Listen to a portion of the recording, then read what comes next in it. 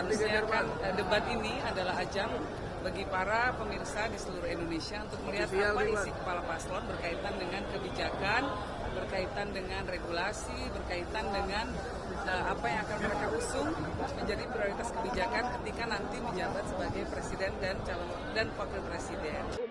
Semoga hasil dari debat keempat ini dapat menjadi bahan pertimbangan Anda untuk menentukan pemimpin masa depan.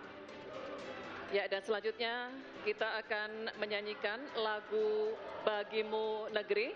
Kami mohon kesediaan para calon wakil presiden untuk tetap berada di atas panggung, disertai dengan calon presidennya masing-masing untuk bergabung ke atas panggung.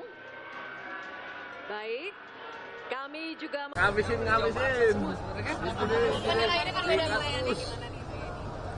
Menurut saya banyak substansi yang coba diungkap oleh ketiga paslon, ya, baik sebetulnya secara umum, walaupun ada satu dua masalah ketika berkaitan dengan sikap. Jadi seharusnya kan debat ini adalah ajang bagi para pemirsa di seluruh Indonesia untuk melihat apa isi kepala paslon berkaitan dengan kebijakan, berkaitan dengan regulasi, berkaitan dengan apa yang akan mereka usung menjadi prioritas kebijakan ketika nanti menjabat sebagai presiden dan wakil presiden.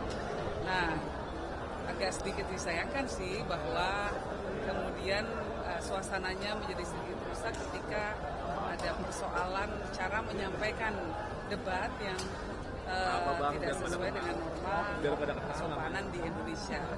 Jadi ada penilaian seolah-olah ada paslon tertentu yang berupaya untuk meremehkan paslon lainnya. Nah, menurut saya kita membutuhkan debat yang bermartabat, debat yang menggali substansi, bukan debat yang diisi dengan upaya-upaya untuk menjatuhkan orang lain lewat cara-cara yang tidak sopan. Dari TPS lihat performa Pak Mahfud sejauh ini, dari awal sampai akhir. Pak Mahfud sendiri sebetulnya adalah orang yang fokusnya pada hukum, ya. Sehingga semua hal banyak dilihat oleh beliau dari sisi hukum. Dan ini justru yang sangat kita butuhkan pada saat ini, karena kebijakan boleh macam-macam, tetapi kalau hukumnya tidak ditegakkan, tidak bisa diimplementasikan. Nah, jadi fokus utamanya Pak Mahfud selalu adalah kembali kepada implementasinya dalam kaitan apakah aturan-aturan yang memang sudah banyak sekali diterbitkan di negara kita ini bisa diimplementasikan, ya, karena kita masih melihat bahwa banyak persoalan-persoalan besar secara teori seolah-olah sudah ada dasar hukumnya, tetapi ketika dalam prakteknya kita melihat bahwa masih banyak sekali terjadi permasalahan karena apa? Persoalan penegakan hukum, konflik agraria contohnya, lalu kemudian penguasaan lahan oleh kelompok-kelompok tertentu, aset negara kita yang begitu besar dikuasai oleh kelompok-kelompok tertentu.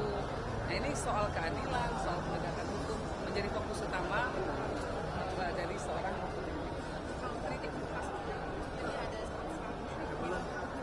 itu. Kita berharap bahwa debat ke depan itu betul-betul mendidik, baik secara substansi maupun secara etika.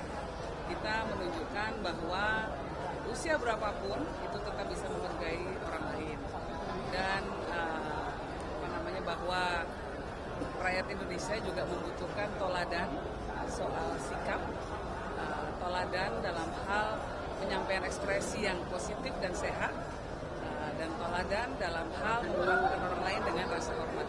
Pemimpin kita harapkan ke depannya adalah orang-orang bisa menunjukkan, bisa berekspresi di ruang publik, tidak menjatuhkan orang lain, tanpa perlu secara sengaja menjatuhkan orang lain.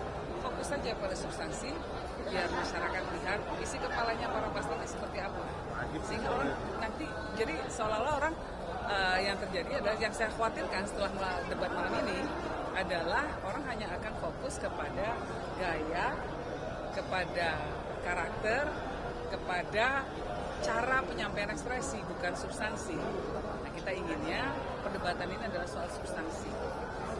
Dengan demikian mempermasalahkan gimmick yang ditunjukkan Mas Gibran atau etika begitu?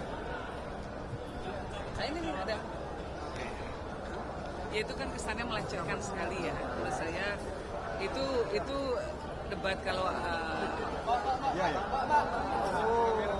Dan nggak perlu seperti itu karena tokoh-tokoh yang ada adalah tokoh-tokoh yang sudah dianggap layak oleh publik untuk menjadi wakil presiden, dan sehingga adanya rasa saling hormat, ekspresi yang penuh hormat itu menjadi penting sekali untuk ada dalam debat malam ini.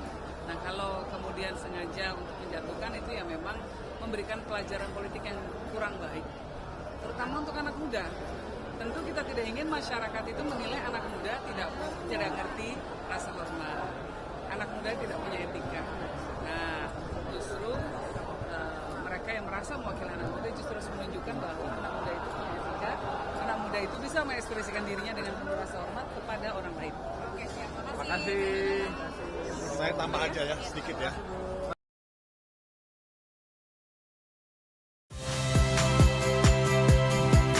Saya Cynthia Rompas.